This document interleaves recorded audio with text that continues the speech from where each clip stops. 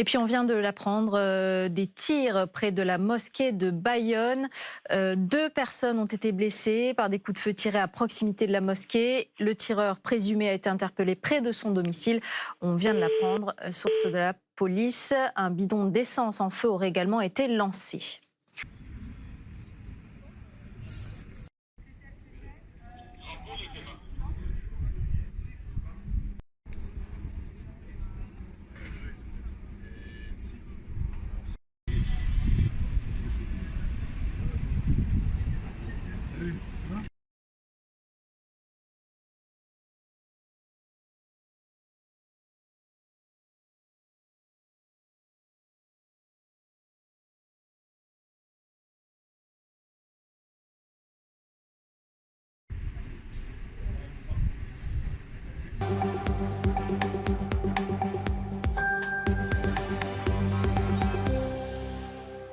Bonsoir à tous, il est 19 h. Merci de nous rejoindre pour votre journal régional.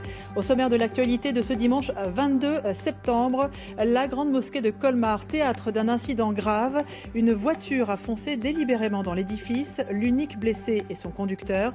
Il s'est automutilé, a été interpellé et emmené à l'hôpital.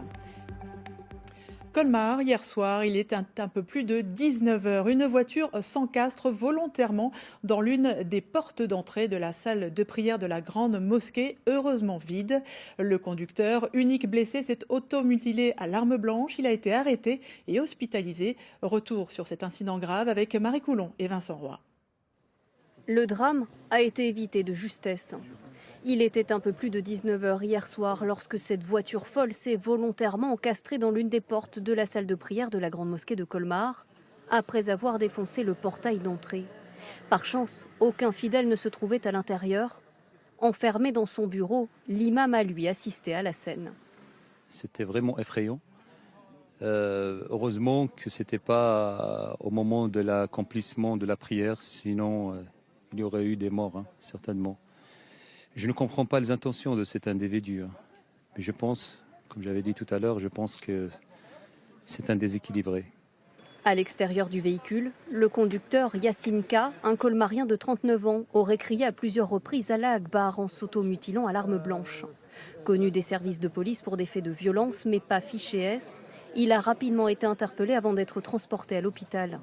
Une attaque qui a choqué mais aussi surpris la communauté musulmane.